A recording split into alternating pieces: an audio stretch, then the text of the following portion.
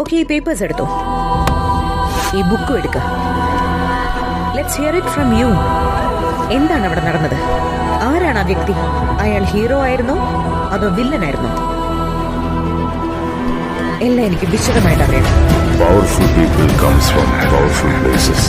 വിധിയുടെ നിയോഗത്താൽ ആ രാത്രിയിൽ 2 കാര്യങ്ങൾ സംഭവിച്ചു. KGF എന്ന സ്ഥലവും ജനിച്ചു, അവനും ജനിച്ചു.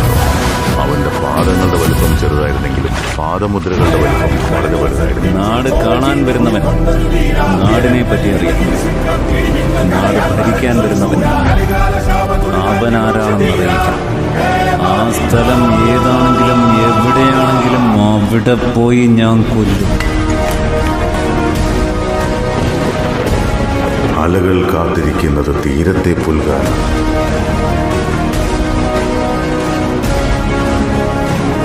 സൂര്യൻ കാത്തിരിക്കുന്നത് ആഴിയിൽ അസ്തമിക്കാനാണ്. ഇടിയും മിന്നലും മലകൾക്ക് പിന്നിൽ പോയി മറഞ്ഞു. എന്നെങ്കിലും തിരിച്ചു വരാനായി. വിധി പോലും വിറച്ചുപോയി.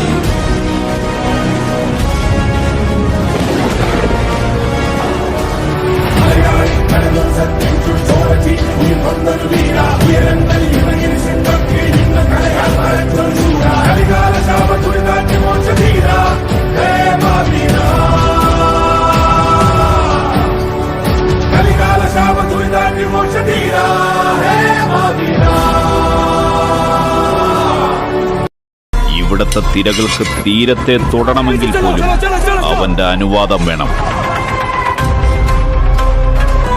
ഒരടിപിടി ഉണ്ടായാൽ ആരാദ്യം തല്ലിയെന്നാരും ശ്രദ്ധിക്കില്ല. അടികൊണ്ട് ആരാണ് അവിടെ ആദ്യം വീണതെന്ന് എല്ലാവരും ശ്രദ്ധിക്കും. എന്റെ ചോരയുടെ നിറവും ചുവപ്പ് തന്നെ. ആരെ കൊല്ലാൻ വേണ്ടിയാണോ എന്നെ വിളിപ്പിച്ചത് അവനെ കൊല്ലാതെ ഞാൻ തിരിച്ചു പോവില്ല.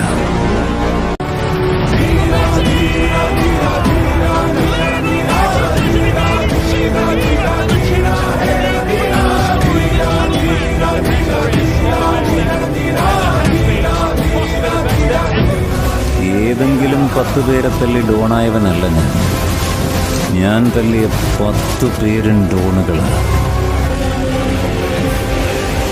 വന്നപ്പോ മുതൽ തെക്കോടെ കിടന്ന് തല്ലുണ്ടാക്കി സമയം കളയുക. ഇനി കഥയിലേക്ക് കിടക്കാം.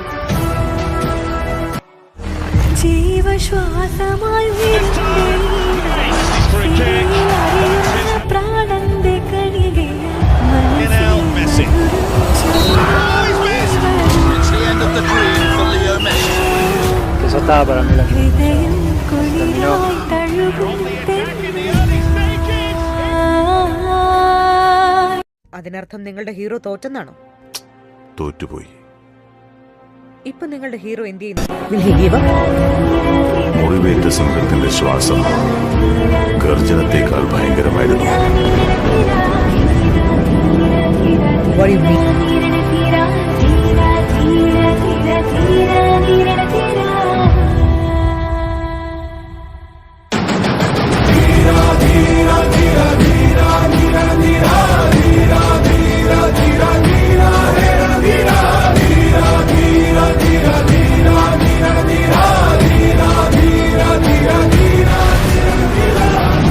നെഞ്ചിലെ ചൂടിൽ അടിമുടി ഭയന്നു വിറച്ചു.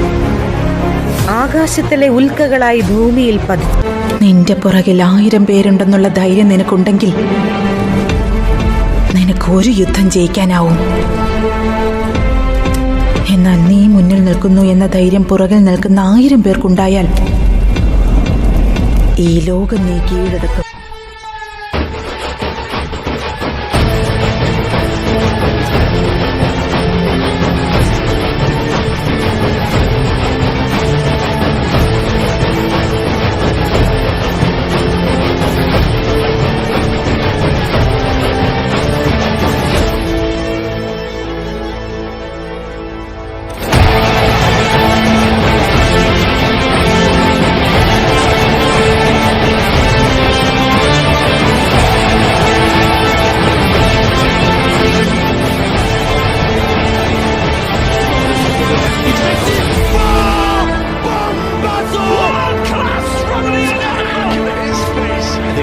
in your eyes, Raymond. I don't think I've ever seen anything like that. Messi in with a challenge on